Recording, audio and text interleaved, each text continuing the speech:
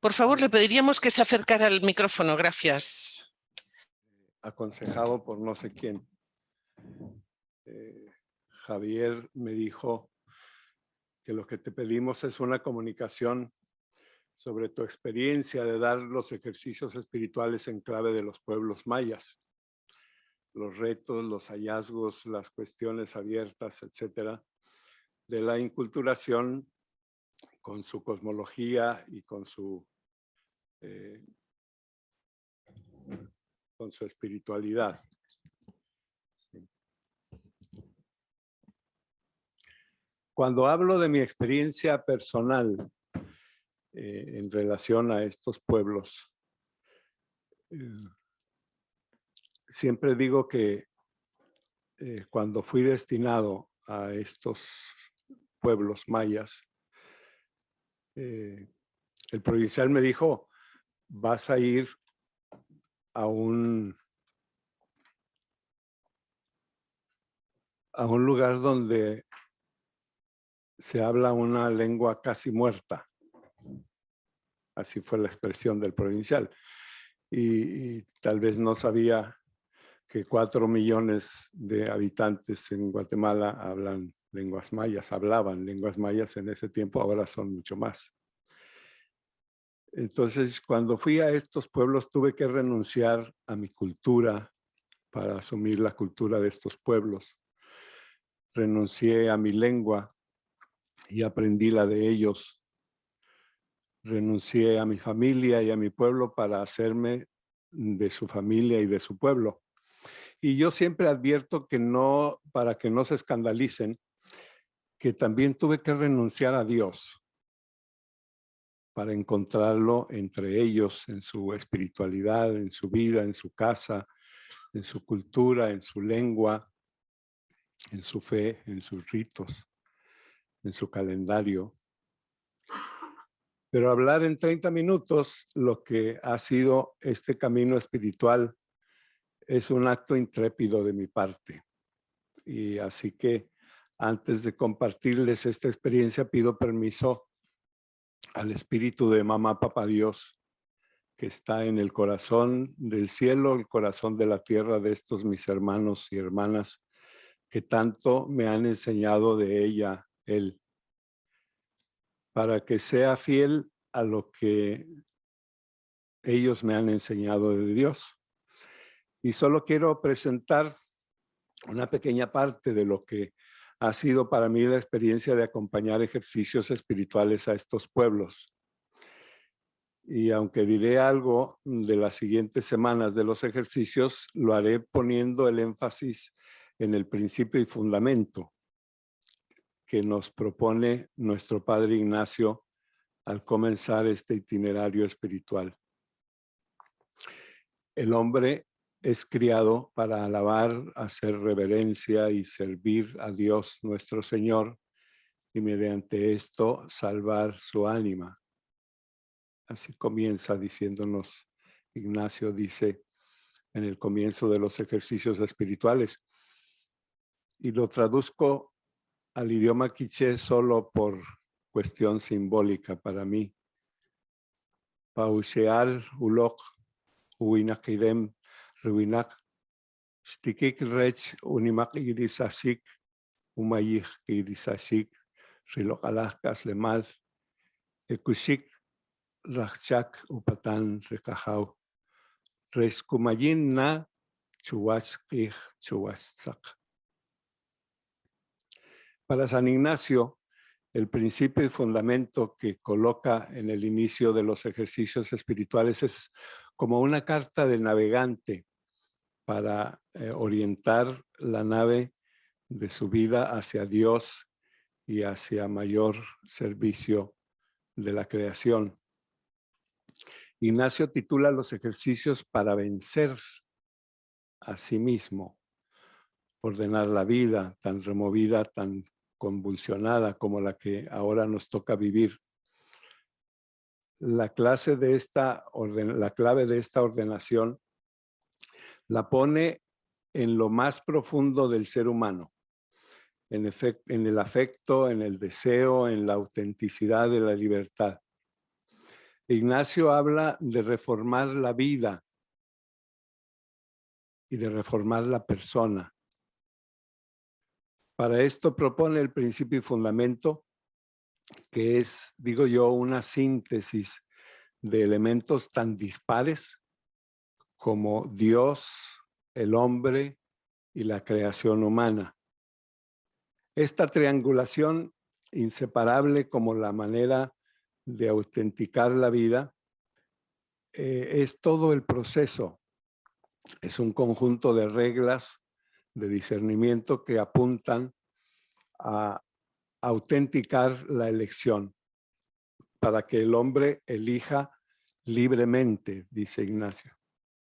Eligiendo en la verdad es la única manera de realizarse o de salvarse. Los ejercicios son entonces una herramienta para descubrir mi identidad. ¿Quién soy yo como persona? ¿Quién soy yo como ser humano? Y la identidad es un componente fundamental de la vida que lleva a saber quién soy yo, a conocerme a mí mismo, a aceptar y asumirme tal como soy, y el saberme sustentado por la duración y consistencia que da la identidad a través de las peripecias que hay que vivir. Necesitamos esta conciencia de identidad porque sin ella la persona se siente perdida, alienada, en desacuerdo consigo misma. La identidad es sumamente frágil, abierta y expuesta a riesgos.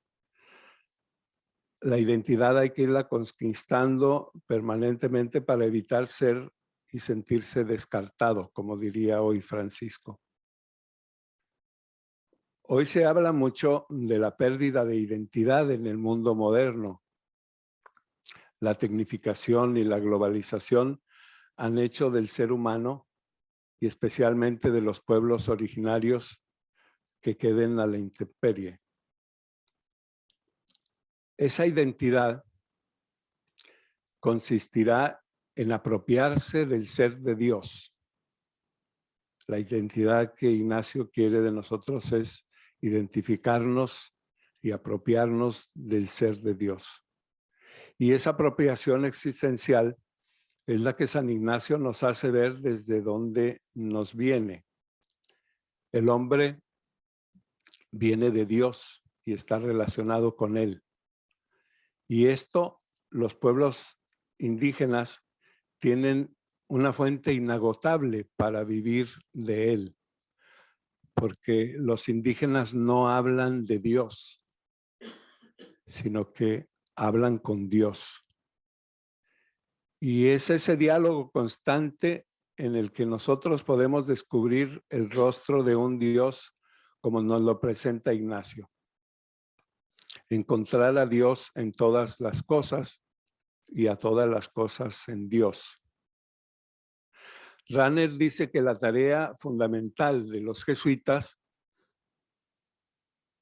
y ahora de todos nuestros colaboradores en las obras de la compañía, los que han asumido la espiritualidad ignaciana en su caminar, la tarea fundamental de los jesuitas es hacer comprensible la experiencia de cercanía de Dios.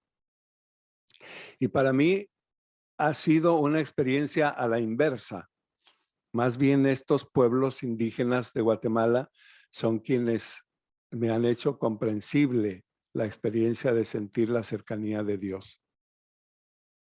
Si la experiencia ignaciana es la del Dios que hoy se está comunicando conmigo, me va a revelar lo que quiere de mí. Y este pueblo tiene un método de discernimiento ancestral, diría yo, preignaciano, que lo confronta día a día con esa realidad tridimensional de la persona, Dios, creación. Estos pueblos son notablemente místicos Y como dijo Rahner, que el cristianismo del futuro será místico o no será nada, los pueblos indígenas, con su grandeza espiritual y humana, son la huella de la presencia de Dios en este mundo. Si según Schillebeeckx, la mística es respuesta a una crisis surgida de un determinado contexto sociohistórico, ellos, los indígenas, son ahora la respuesta a nuestra crisis como humanidad. Y así la mística de estos pueblos surge de su secular respuesta a la marginación y a la invisibilización a la que han sido relegados.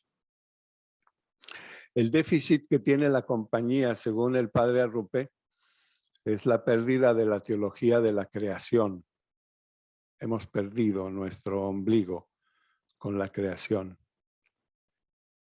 Y si algo ha conservado estos pueblos indígenas es su apego a la tierra, su respeto y su veneración por la creación de Dios.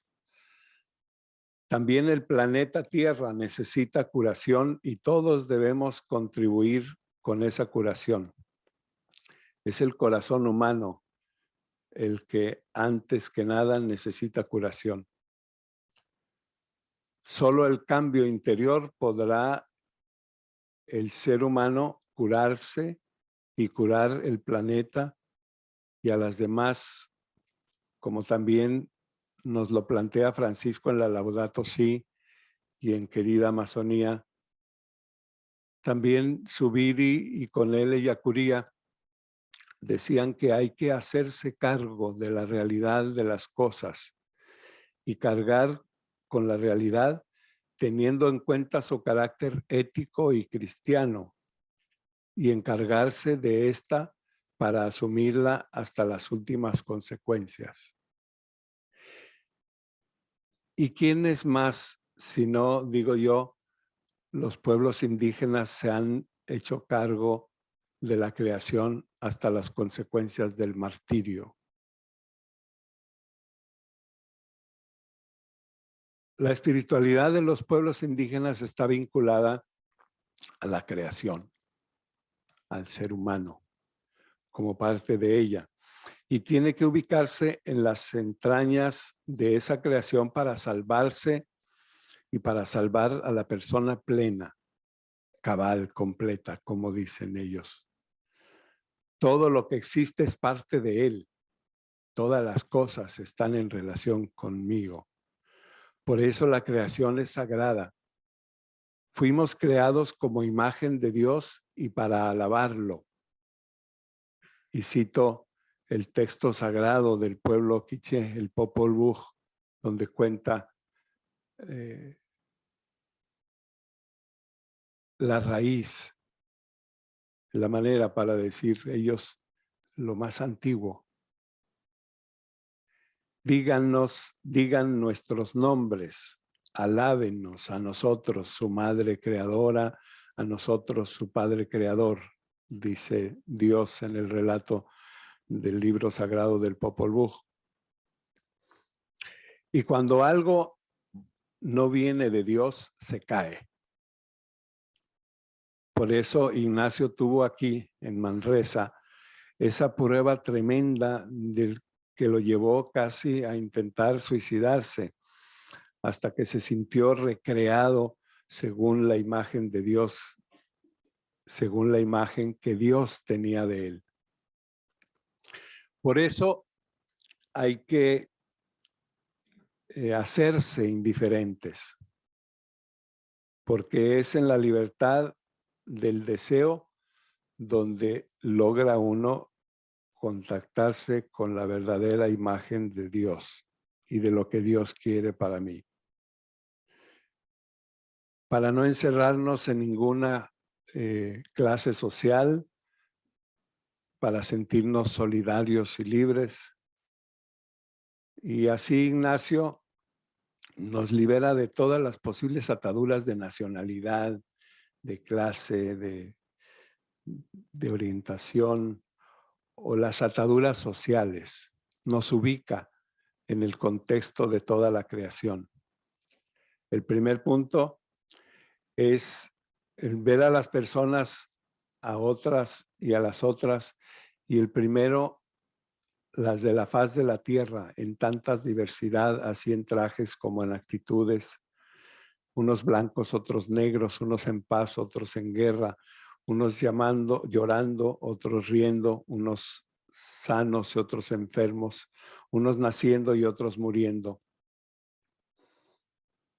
Por eso el indígena en Bolivia se siente aymara antes que boliviano. El de Brasil se siente yanomami antes que brasileño. Y en México se siente tojolabal antes que mexicano. O como en Guatemala se siente maya antes que guatemalteco. Lo primero que aprende un indígena es aquello que lo constituye como persona, como parte de todo un universo, antes que de un país, porque su territorio no es el entorno geográfico, sino aquel espacio donde su creador y formador lo han colocado y desde ahí se constituye como centro del universo. El pueblo maya tiene una visión de lo que podríamos traducir como su principio y fundamento. Y a este método de discernimiento le llaman nahual. Uso la palabra del vocablo náhuatl, que significa espíritu, pero los mayas quichés le llaman huiquilar, nuchumilar, que significa literalmente mi estrelleidad, mi luneidad. Y voy poniendo símbolos que son comunes en todo Mesoamérica o en América Latina. Es la luna que me sostiene. Es el manto de estrellas que me cubre.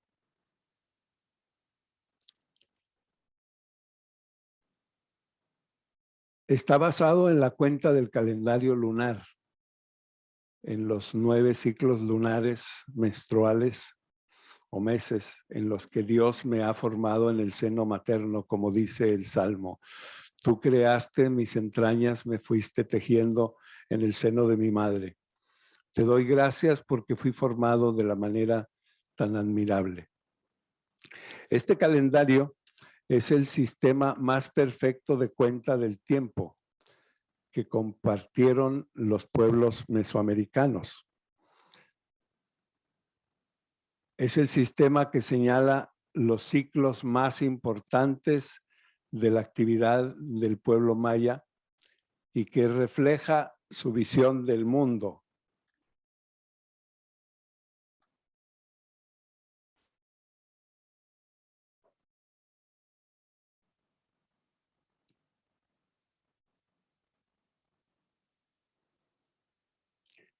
Su visión de Dios y de la persona. Pero sobre todo, el calendario es un sistema de carácter sagrado que los mayas tienen para mantener el equilibrio en la relación persona-persona, persona-naturaleza y persona-Dios. Es un método espiritual que los mayas han heredado de sus antepasados y han transmitido celosamente de generación en generación. Por ahí está alguien que tal vez ustedes identifiquen que trae esta pulsera, ¿sí? Es un método espiritual que entonces los antepasados han transmitido celosamente de generación en generación. El calendario es también un ciclo que marca la vida ritual de la dirección espiritual de las familias, de los pueblos. Entrar en el conocimiento del calendario maya nos ha permitido hacerlo también en su cosmovisión y en la cosmovisión de todos los pueblos mesoamericanos. Consta de 260 días, 13 ciclos de 20 días, que se reconocen o se ubican en una cuenta nominal de 20 dones o cualidades que se formaron durante mi gestación con la influencia de las distintas fases lunares. Además de dicha cuenta de rotación, se añade un número a esta cuenta que marca la intensidad de esta fuerza creadora. Este calendario se usa para determinar los estados de la luna y por lo tanto los ciclos agrícolas de los fenómenos naturales que cambian, de los cambios climáticos. Además de servir como medición del tiempo, es también un instrumento para consultar la misión de las personas, para reconocer los estados espirituales, ya que a cada día se le adjudica un don espiritual provechoso o una carencia que debe superarse dependiendo de la combinación de este número con el nombre. Cada día está representado por un glifo o un nahual. Todos tenemos la influencia de la luna en nuestra personalidad y en nuestra genética, porque influyó en nuestra formación en el vientre de nuestra madre desde el día de nuestra concepción, desde el día en que papá y mamá tuvieron la relación de la que yo nací. Estuve en el vientre de ella durante 9 ciclos lunares, durante 9 ciclos menstruales de 28.888 días. El calendario es como la voz de nuestras abuelas y de nuestros abuelos, que nos hacen tomar conciencia de la inadecuación o adecuación para volver a nuestra identidad originaria, que coincide con el tema de la primera semana de los ejercicios, el desorden y el pecado.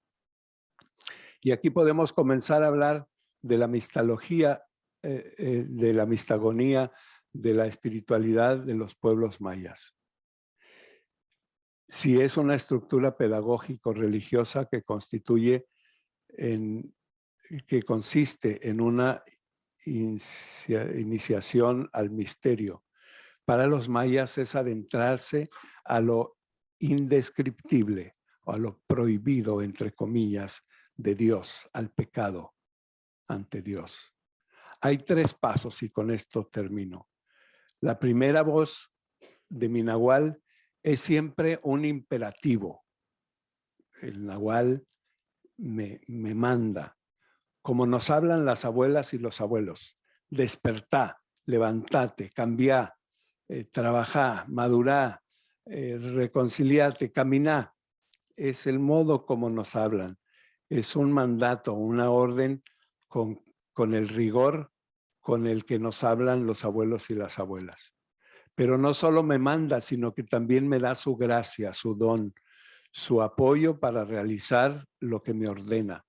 Porque al igual que los abuelos y las abuelas son rígidos, también tienen el lado de ternura y de cariño. Es lo que es la ternura de Dios que me refresca y me anima. Entonces esta segunda voz del nahual nos anima y nos da los medios para poner en práctica la voluntad de Dios. No te va a doler, esto te va a curar, vos podés. Yo voy a estar con vos, tené confianza, haceme caso, que yo sé lo que te digo.